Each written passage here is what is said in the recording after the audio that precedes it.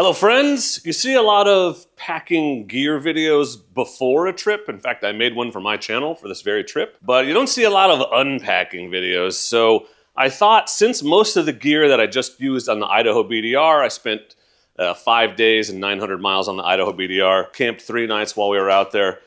Since I'm just putting all this gear away right now, and most of it came from Moto Camp Nerd, I just thought what a great opportunity to kind of debrief and reflect on how things worked and be kind of honest about what worked and what didn't, and just share with all of you my recommendations about this gear and an overall kit for a trip like this BDR trip. So we're just gonna do that. So let's just run through. This is everything I unpacked. This is all my camping gear from the trip.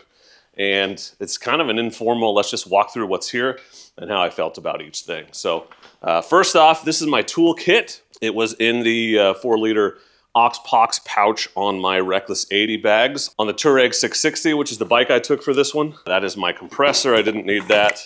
Cables for my jump pack.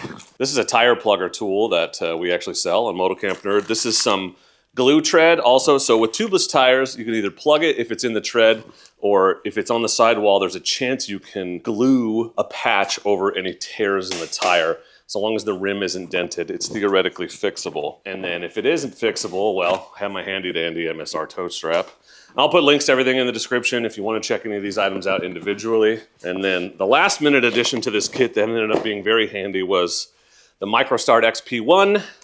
And this is great because it's got a light on it. It's a jump pack, obviously. The 2 most common issues you encounter out in the backcountry: 1, flat tires, and 2, somebody left their key on or some other kind of electrical issue. So I wanted to be prepared for both, but I also used this to charge my phone at night. So I had it charging off the bike during the day, but like if I would use it in camp or something and the battery would run down, this has a USB charger port on the top. I just plug it into the phone, charge my phone back up, and then I actually put this in the bag of my bars and charged it off the bike during the day. So it worked pretty well. This thing is a great jump starter. I've used it multiple times, mostly on my lawnmower. It was a lot of peace of mind, nice to have this. It's a semi-compact setup. You don't have to take this giant case. As you can see, I had it in the Oxpox, but yeah, that's my jump starter. That was useful. I was glad I had that with me. Actually used it. And then the other thing I did use is this SBV toolkit. And this is a pretty comprehensive toolkit. You could pretty much buy this and just work on your bike with it most of the time.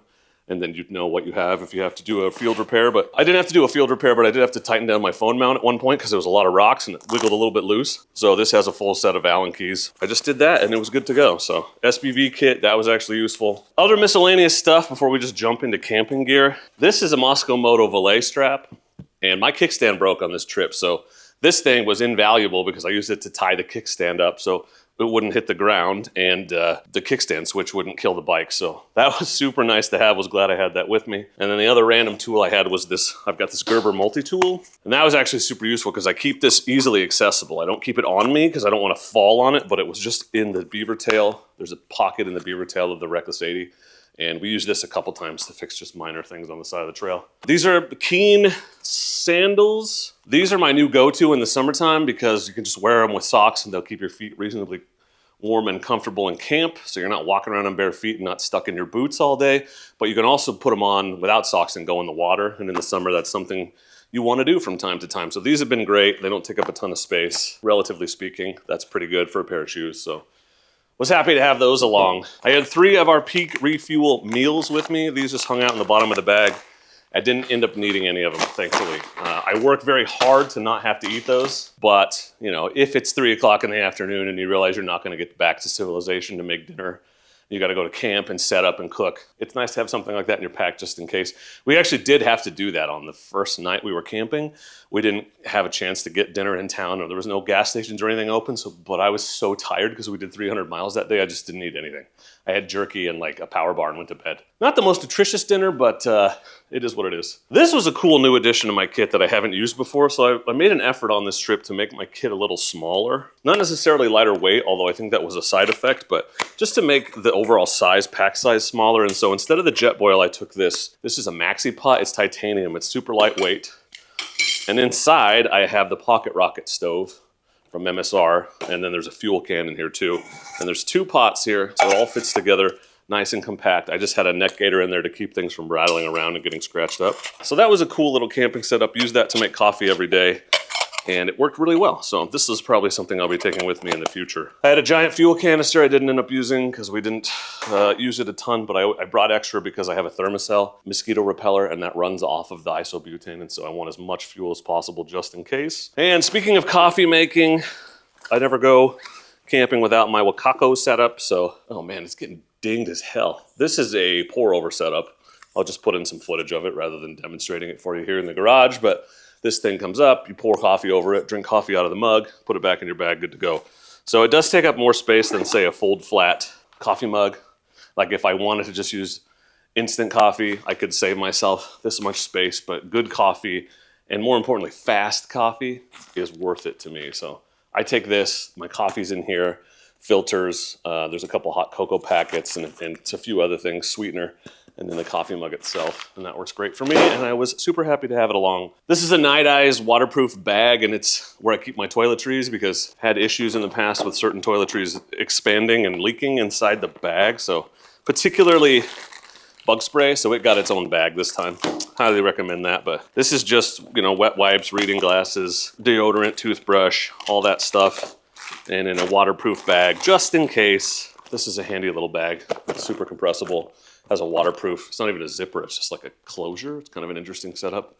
I like that, worked well. I got this gear line, Moto Camp Nerd sent it to me, Ben did, and I was like, what the hell, I'll give it a shot. So I use it at camp, I'll put in a picture a couple times, but what's nice about this is it's tiny, it doesn't take up any space.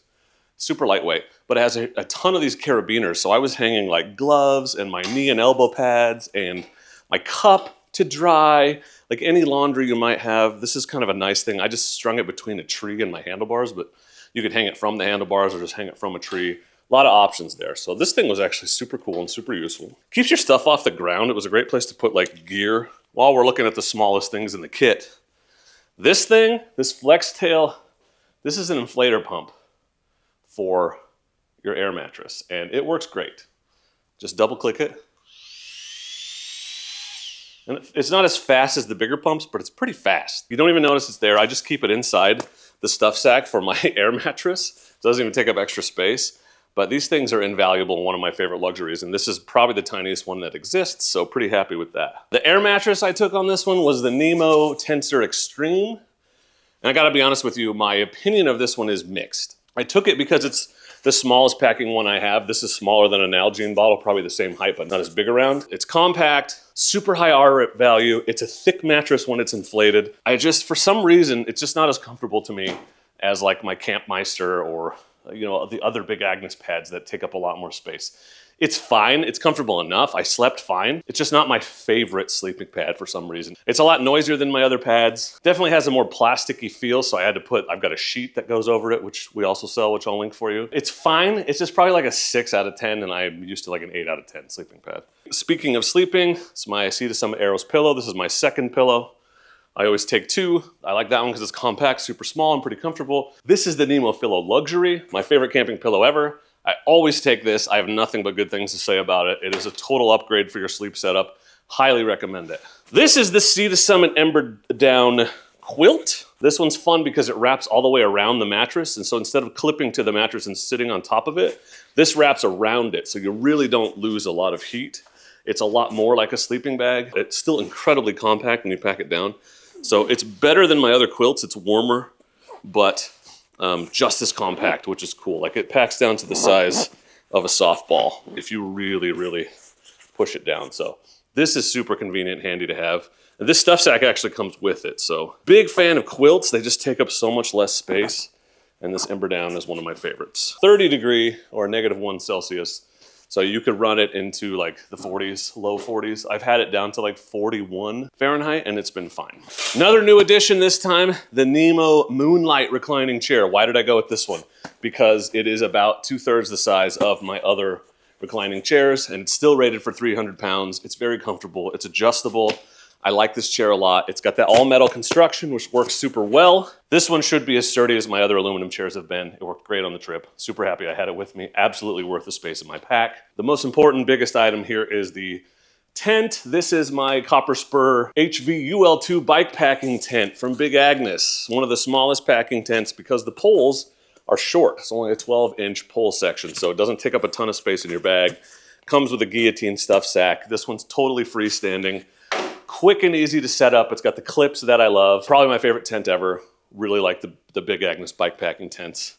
Can't say enough good things about them. And then in here, it's just a mishmash. Headlamp, that sport combo that I just got from Moto Camp Nerd. I didn't end up using it, but I like it a lot. It's super lightweight because it's plastic. It's a fork and a spoon separate, or you can slide them together, and it's a long-handled fork for eating out of those bags. And that is not expensive. I like that one a lot.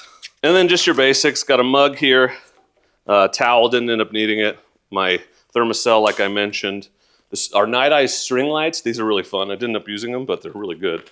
I got the good old poop trowel, toilet paper, the sleeping mask in here, some fire starters. So this is just my Possibles pouch that goes with me on every trip, and it's just super commonly used items. Just try to keep them all together in the super convenient 6 Moon Designs packing cube. And that's it. That's all the gear I took on the trip. Nothing was bad. Mixed on the sleeping pad, but that could be a personal preference thing. I'm honestly not sure. I just don't like that one as much. Maybe that's psychological, or I haven't figured out how much air to put in it yet, but we shall see. Everything performed pretty well. It was pretty comfortable. Setup is quick and easy. Can't complain about anything I took on the trip with me, so I'm pretty happy about it. And obviously, almost all that stuff is available on motocampnerd.com, because motocampnerd.com is your one-stop shop for all things motorcycle camping and motorcycle adventure. It's home to the world's largest and most carefully curated selection of motorcycle camping gear, riding gear, and other stuff you need for your adventures. And I hope you'll take a look at the website if you see anything here that you think might be useful for you. If you have questions, leave them in the comments. We're happy to answer them. The other Ben, Moto Camp Nerd Ben, is quite an expert on camping gear, so he loves to get in the comments and answer your questions. But that's everything I took on my trip. So if you haven't yet, check out the Dork in the Road channel, because a full video series on that trip will be coming out, and you can see all this stuff in action. But for now, I just wanted to kind of go over it all and give you my recommendations. Most of this gear is really great, and I would recommend it. And now that I've field tested it, I double recommend it. So thank you for watching. Make sure you check out the website, because Moto Camp Nerd has all the gear you need so that you can pack small and camp easy.